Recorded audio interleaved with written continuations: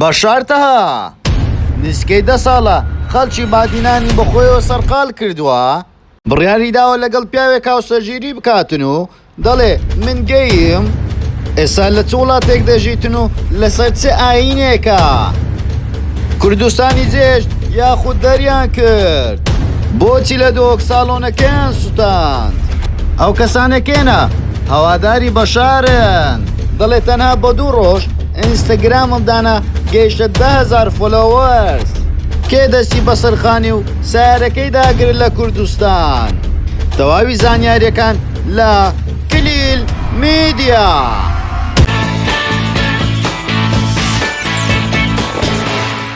بەشارتەها مێکاپ ئارتیست و هونەرمەند خۆی دەڵێ سەرەتاکانی 2000 من یەکەمین کوڕ بووم وەکو مێکاپ ئارتیست دەرکەوتم، دواتریش ئاواتەکانم زۆر زیاتر بوو، دەستم بەکاری گۆرانی گوتن کرد و چەندین کلیپیشم تۆمار کرد.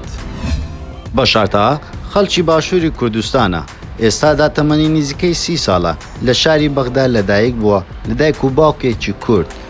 خەڵک سەرەتا پێیان دەگوت تۆ کوردنی و تۆ عەرەبی، بەڵام ئەو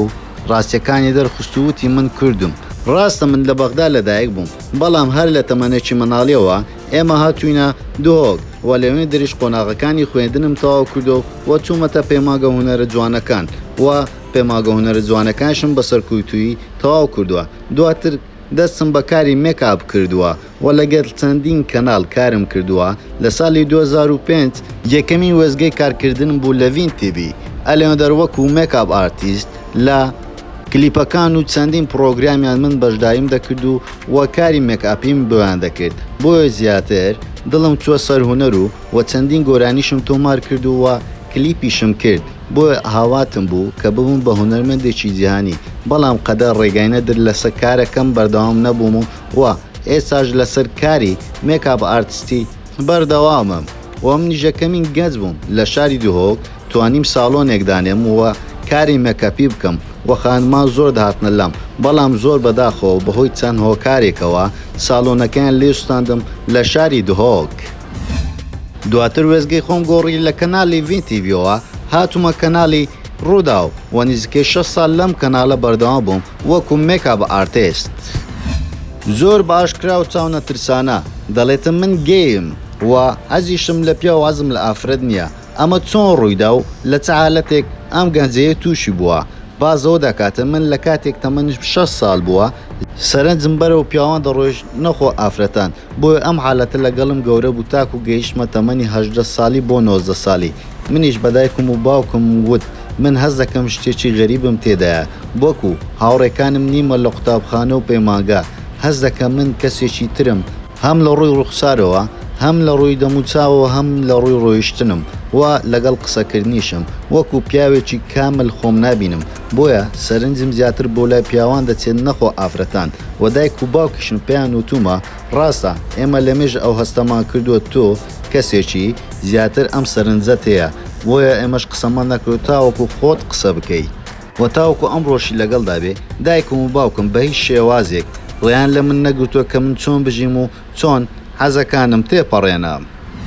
بەشارتەها باری سۆزاری خۆی باز دەکا، دەڵێ ڕاستە من هاوسەرگیری دەکەم بەم نزیکانە، بەڵام پێم خۆشە چەند ڕوونکردنەوەیەک بدەم. چەند ساڵێک پێش ئێستا دەنگۆی ئەوە هەبوو کە گوایە من هاوسەرگیریم کردووە لەگەڵ پیاوێک بەڕەگەز ئەڵمانی. ئەو کاتە من دووپاتم کردو کەم شتێ دووە ڕاستی، بەڵام ئەمڕۆ کە گەیشتمە واقعەت و پێم خۆشە هەوادارانم ئاشنا بکەم لەگەڵ ڕاستیەکانی خۆم و دوورم لە ترس. ڕاستە ئەو کەسێک کە من هەڵم بژاردووە کەسێکی بەڕەگەز ئەڵمانی و ئەندام پەرلەمانە لەناو حکوومەت بەشدارە لە ئەڵمانیا، نزیکەی 6 ساڵە خۆشەویستمە و لەگەڵ یەکتری دەژین و بینەرێکی زۆر پرسیاری ئەوەی لێ دەکە ئایا ئەی بیری لەوە نەکردو تۆ منداڵت ببێتن یاخود لەگەڵ ئافرەتێک بی؟ وتی نەخێر من بە هیچ شێوازێک حەزم بۆ ئافرەت نییە، حەزم بۆ پیاوە و لەبارەی منداڵیشەوە لە زۆربەی وڵاتان منداڵ هەنە بێدایک و باوکن پێویستیان بە کەسێک کە بەخێو بکرێن، بۆیە من بڕیارم داوە کەسێکی وە بگرمە خۆم و بەخێوی بکەم و لە ئێستاژە تەنها من لەگەڵ ئەم گەنجەیە ئەڵقەمان گۆڕیتەوە و ئەو کاتێ ئەڵقەمان گۆڕیەوە دایکم و باوکیشم ئامادە بوون و یەکتریشمان ماچ کرد. لە لای خێزانەکەم زۆر شتێکی ئاساییە و دایکم و باوکم زۆر عەجەلەی ئەوەم لێ دەکەن دەڵێن پێویست ناکە ئەوەندە ئیش بکەیت پێویستە تۆ هاوسەرگیری لەگەڵ ئەم گەنجەیە بکەیت.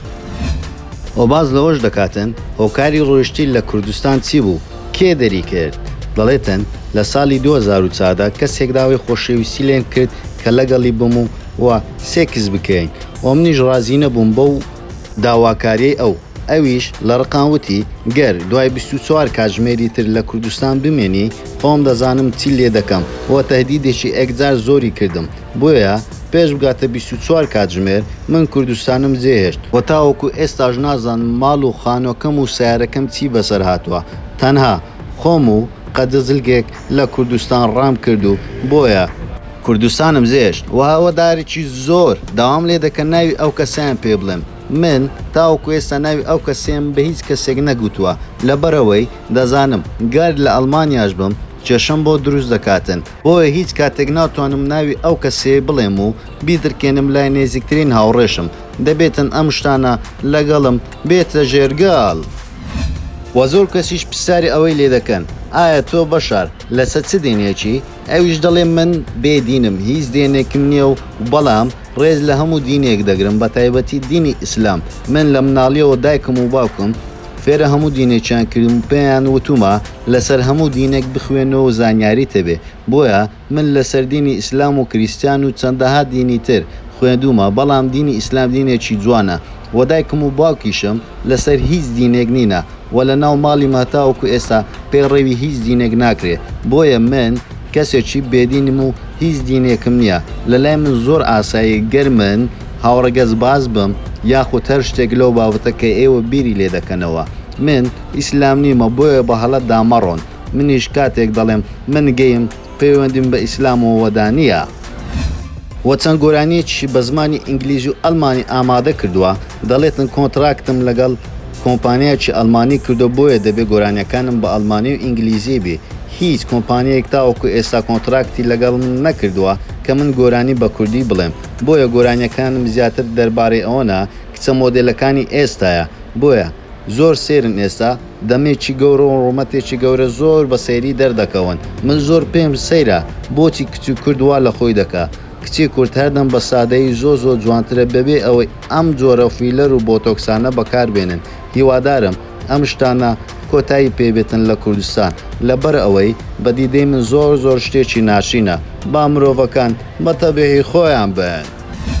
زۆر سپاس بۆ سیرکردنەوەی ڤیدیۆیەکەمان و پێتان خۆشە ئەم جارە لەسەر چ بابەتێک یاخود چ کەسایەتێکی تری بەناوبانجی کوردستان یاخود جیهانی ڤیدیۆتان بۆ دروست بکەین بۆمان لە کۆمنت بنووسە و لایک و شێر و کۆمنتیشتان لەبیر نەچێتن وارووا سەبسکرایبی کەناڵەکەشمان بکەن و زانگۆڵەکەش دابگرن بۆ ئەوەی تۆ یەکەمین کەسبی بابەتەکانمان ببینی هەموو کات لەگەڵتانین لە کلیل میدیا.